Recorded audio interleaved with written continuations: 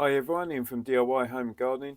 It's the 5th of April in the greenhouse to get a few jobs done, which includes taking the tops out of these chrysanthemums and using that top piece for cutting material. So if I turn the camera around and we can have a look together.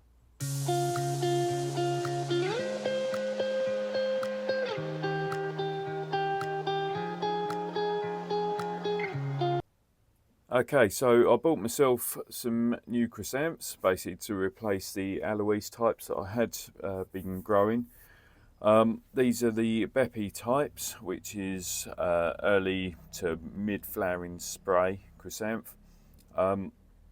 So it's a new variety or a new series to me. So I just thought I'd buy all of them, to be honest, and then I can work out which colour is going to be the best or which is the worst. Do you know what I mean? So if I quickly run through, so we've got super red, rose, white, which I can already see is a little bit weaker, pink, super pink, gold, and then down here red, bronze, purple and yellow. They arrived back in start of February, so as small plug plants, been potted up, took the tops out of them just to encourage this side growth to start happening, on the basis that I wanted to try and get my numbers up on the individual varieties this season. So you can already see that there's, let's try and put that there, multiple breaks happening as in side shoots. So we got 1, 2, 3 there. Then obviously these top pieces have gone pretty crazy, as you would expect. So here we are, as I said, start of April, and I'm going to take the tops out because I want to encourage the branching at the base, and use it basically as a good opportunity to take some more cuttings. Now, the reason I'm taking these back is because I only want to have 4 side shoots coming out anyway, which then they can run up for producing flower on. If you end up with too many shoots on, then yeah, you get a load of flower, but it will all be quite small flowers, so just going to be taking them back.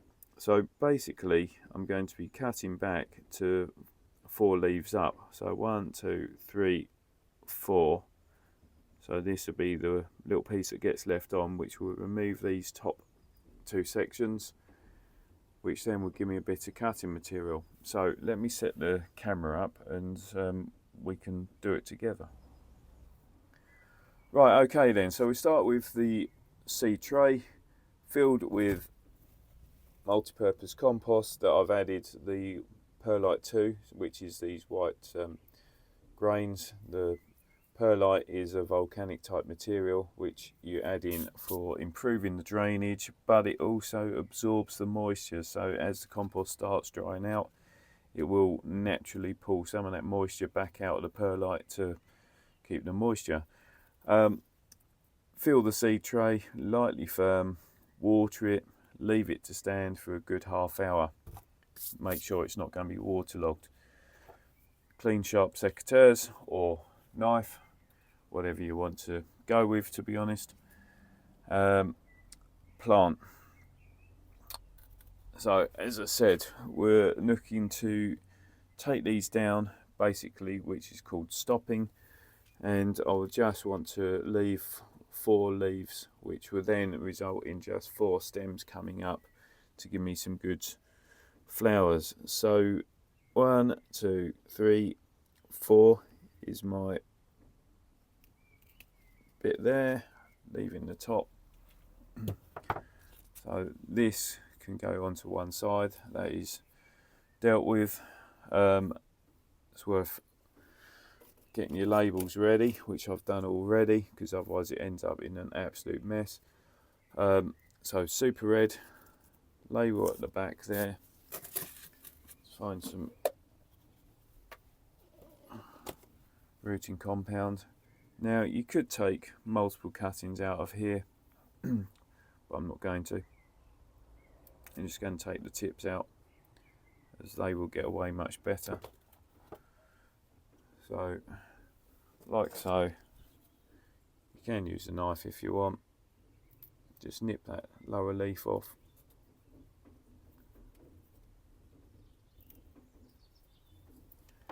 So I've got my 2 cuttings there and there.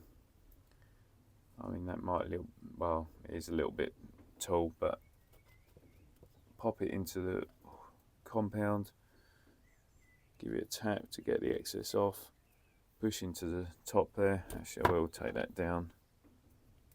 So again, we'll just take it just below the leaf joint. The reason I've taken it down is, to be honest, it was a bit tall and becomes a little bit floppy. So just pushing it just so the top is into the compost. So you could use these if you wanted to, but I'm not going to. So that's the first one done. I'll just show you again. 1, 2, 3. Well, 1, 2, 3, 4. So that one comes there. I'll take that out anyway. So that one is rose, and where I'm doing it into the mix, because I've got 10 varieties, just going to do 2s in each, and that will give me a whole tray's worth.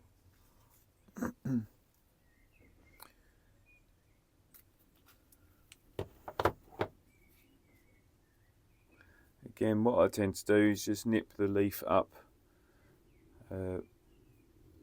without pulling it down, because you can, if you're pulling it down, you can actually damage that base of the stem,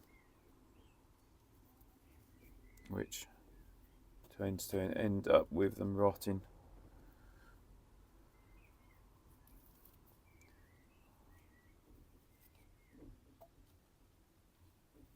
Right, I'll just finish these up and then yeah, show you where they're going.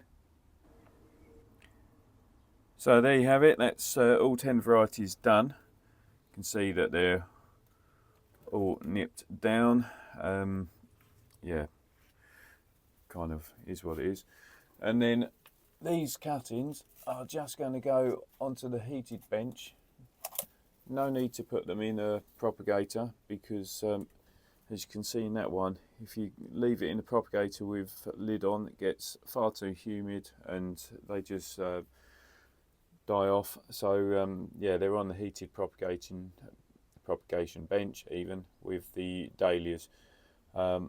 So they just get sprayed first thing in the morning, just to ensure there's moisture over the foliage, and that they're not going to be losing too much moisture out of the actual leaf through the daytime evaporation. And just basically do that as your process, spraying once a morning. You might need to do a little bit in the afternoon if it gets particularly hot, and just keep doing that until you see the signs of rooting, which essentially is going to be the top shoots starting to grow and showing a slightly different coloration, as in a little bit lighter.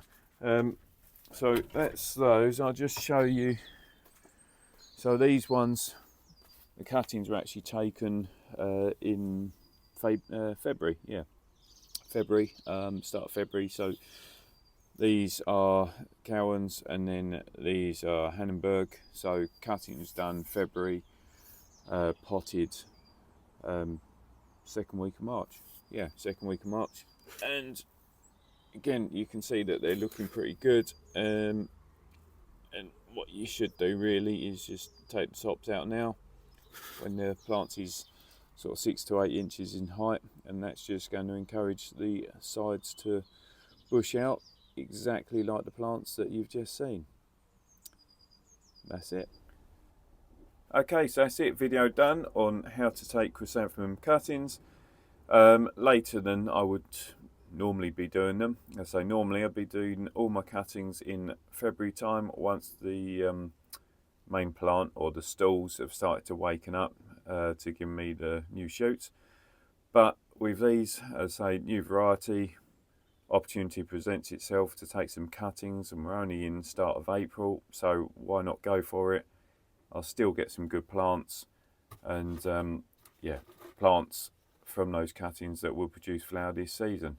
So if you got any questions, send the questions to me. I'll do my best to answer those questions as always.